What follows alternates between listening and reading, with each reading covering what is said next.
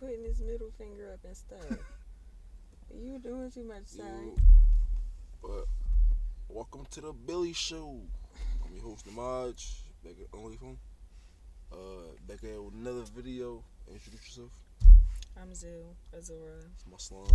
Okay, Slimer. I know I said I was gonna put a video out every week, a lot. But we're here. So let's hop into it. I got a question for you off rip. Cool. I dealt with it today. How do you feel about other people saying the N-word? Alright, now boom. Black people, of course. We say it, but I don't even like when we say it. Because like I said before, like it's like we turned a real hurtful word, something that has a lot of trauma and history behind it, into like something like so friendly. But with that being said too, it's like we do have ownership over that word. So like I feel like anybody liked her than me, it's a no-go. But like I have accepted Spanish people to say it too, because they are the closest thing to black. They pretty much are black people that just speak Spanish. Alright, so I don't care about Spanish people saying it at all. I don't care with them at all. But look, right, today while I was at work, a white person said it like 4 times. 4 times. And the first time I was like, I could tell she ain't mean to say it. She just being shocked. And I was like, did she say it? Oh no, she ain't say it. So I let it go. Cause I was like, maybe she meant to say something. Maybe she meant to say my name. Cause my name is Maj. Cause I thought maybe she said like no. Oh, she caught. She was like trying to get your attention. No, she was talking. She was just talking. She was talking. It just came out weird. And I don't really. You know what I'm saying? I was like, alright. But then she was talking about her personal life, and she says again. And I was like, and continued to say it. And I was like, it's not my fight today. It's not my fight. I left it alone. It's not my fight. Because now I get it. Because you left it alone. That's why she kept saying that shit. But still, like, no, it wasn't your fight. You right. Somebody they gonna check her on her own time. Check her fucking. So somebody, hey, look, somebody gonna check it. All right. But question. How do you feel? How does social media affect our everyday life? Damn, that's a big question. Cause social media, that shit, it peaked. But really, I want to say the best year of everybody's life, 2016. Didn't it really peak around then, and everything started changing? I just feel like I see that. Okay. Nobody. Oh my God, that's such a deep question for real. Cause it really changed a lot. Nobody's in reality no more, like at all. As much as some people still want to be in denial and act like they are, cause even I'm guilty for like being caught up in certain shit. Right. Nobody's in reality no more. Like everything is about image. Everybody's trying to have one up on the next person. Right. Everybody want to wear designer. Nobody really thinks about being good in real life, like being healthy or having your mind set right or being able to just cope without drugs and all that. Like everybody caught up in what they see on socials, and it's terrible. It's like, bro, everybody compare. It's just stay in your lane. Man. Not even just with that. The way it's like the music, especially, and the rappers that our youth looks up to, they're looking to be like them. So they're out here doing the killings they rapping about. They doing the robbings they rapping about. It's terrible. It's a lot. Yeah. I'm with you on that. But I do think it affects us in other good ways too. Like, it's a good platform for a lot of people. Put you on. Definitely. It gets you out there, get your name out there, get your product out there, get your business out there. Like. So all right. So it's 2 sides to it. It's 2 sides. So I get it. It's just that these young boys, they be. Like now, they're easily influenced. Crazy. It's crazy how fast they're influenced by nothing. But you know what I also noticed too? Sorry, not to cut you off. Sure. Like everybody's an influencer now. You don't nobody really talk about like school or anything. Right. Yo, I was talking to my little cousin.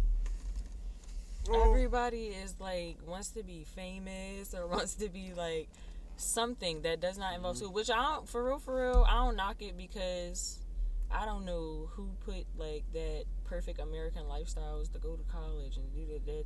It's not for everybody, and I won't even say it's not for everybody. Just you going to school doesn't mean you would be successful in that field. Just saying, but like nobody really thinks about, hey, I want to be a lawyer.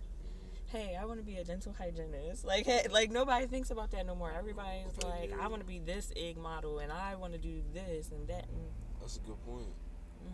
Especially with the men. I see it more with the men.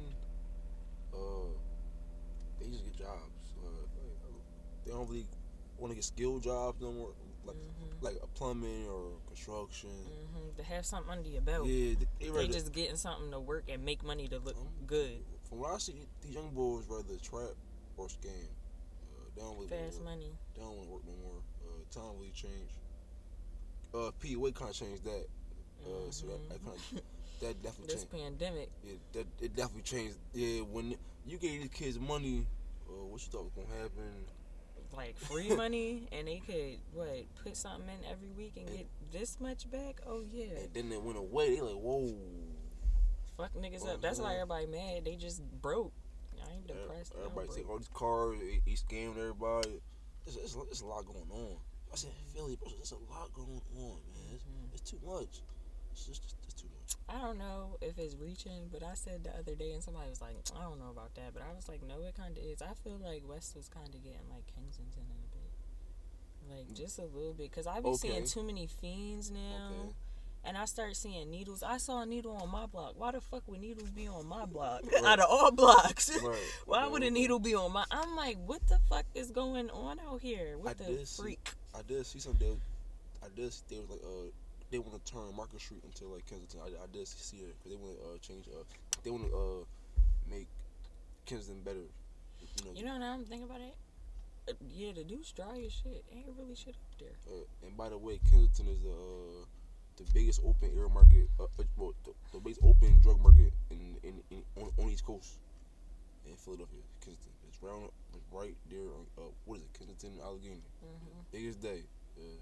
You can't miss it. Once you see, hey, look, you can't miss it. All right, let's tap into it down. All right, what we got? All right, boy, I got one. I wrote this joint down.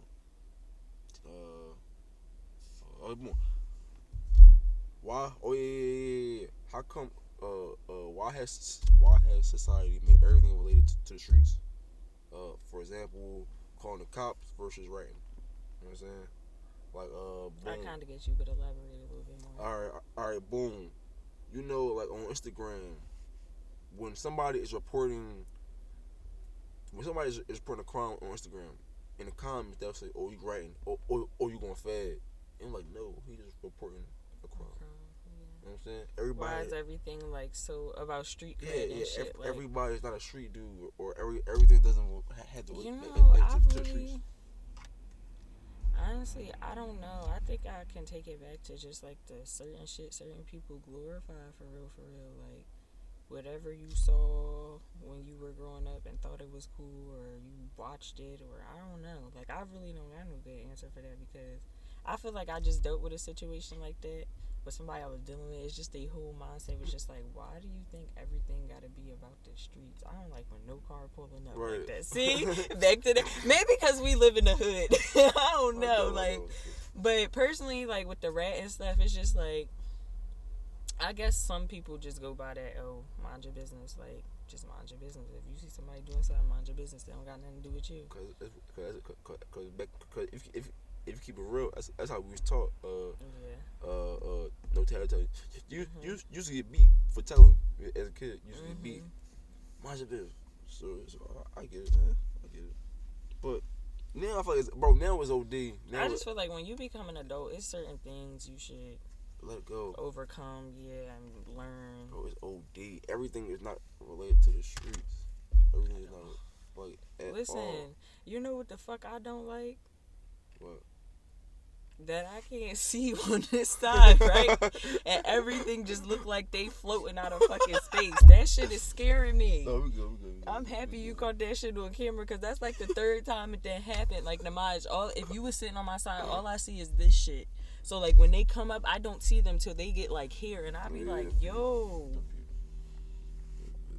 All right. Next one. What we got? Well, what do you think on it? That's just how we was taught? No, I feel like now is a copycat generation, bro. It's overplayed. Where though they follow what they see on Instagram. Yeah, they overdoing everything. NBA is one of their biggest inspirations. And you know what I'm going. I'ma feel like a hypocrite low key because I fucked with him so hard and I fucked with his music real hard when he came out. But like the way y'all niggas idolize him is scary. It's just like Weird. you know that's another grown ass man, but at first was a teenager, right? Like, especially the NBA young boys, and that's weird, the fans, bro. the ones that go so hard, the ones that NBA on comments, why be better? The boy I told you about the other day when I made you listen to his rap, he's that nigga's biggest fan. He like, I'll call him right now. I got his number. I was like, yeah, I can't do it. You too old. I think cuz like 26. I'm like, But bro, them YB better comments be burning me. I see them everywhere I go. Like under any, it could be a news article. It could be a British talk show host. Damn. YB better. I'm like, what? Calm down. Like, get off that man. You know what I'm saying? Like, get off him, you bro. You got nothing else to do. It's weird because they young boys, though. When we was young boys, we wasn't like, it wasn't like this. Like, it's just what? It wasn't. I was the type, like, I might say I comment on her page. He like it. That's enough for me. I start screaming and crying. Right. I'm like, oh my God. They praise him too much these days. They praise him too much, man. Like, the only person we really praising, well, not even praising, but who people did was Mike.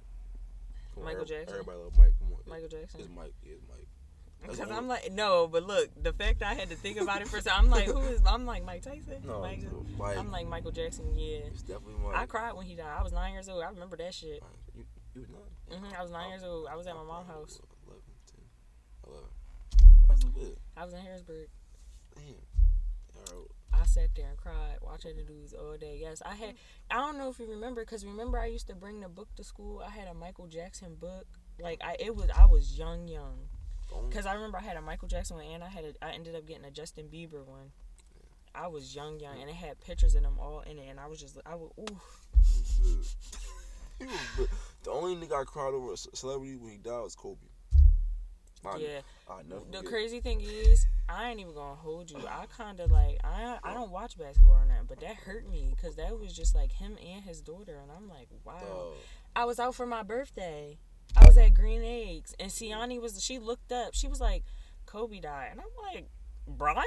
But it didn't even come to my head that she's talking like he died, and I'm like, what about him? And she like, he died. And I'm like, no, he didn't. And she like, no, I swear to God, Ty, he just texted me. She like, well, bleep that name out or whatever you gotta do. I don't even care. She like, he just texted me, you know, that's his favorite ball player. And I'm like, damn. And then hours later, when they said his daughter was with him, that's when I was like, wow. Yeah, it was crazy. Like, I really was crying. I'm like, Kobe died? I'm like, no, let me Google it. Let me Google it. I Googled it. TMZ came right up. I'm like, no. I started crying. I know. I was crying. Oh, well. Because that's my favorite player. That's a legend. Yeah. It's all good, though. Since we talking about people dying, that's how I feel. All right, it's crazy, right? On the topic, we right at it. Why is murder so desensitized? Like on social media, or you go to your TL and you'll see somebody getting shot, and it's just like wow again, and you keep scrolling. Or in life, bro, you know somebody I killed down the street, or you know what I'm saying, oh yeah, I ain't even here. You know okay, I guess I got kind of like two answers for that. I don't know. I feel like it's so desensitized. Like, I guess okay for us, like us here, because we hear it and see it a lot. So it's just like, for people who don't live here, they be like, oh my God, did this person really get shot up that many times? Or does this really happen there? And it's just like, yeah, okay. But because we've always been around it. Now, when it comes to socials and everything else, I think that's because, like, again, it's in our music. We hear about it. So it's like people praising it. It's like, okay, that's something I'm going to get cool points for if I catch a body. Also,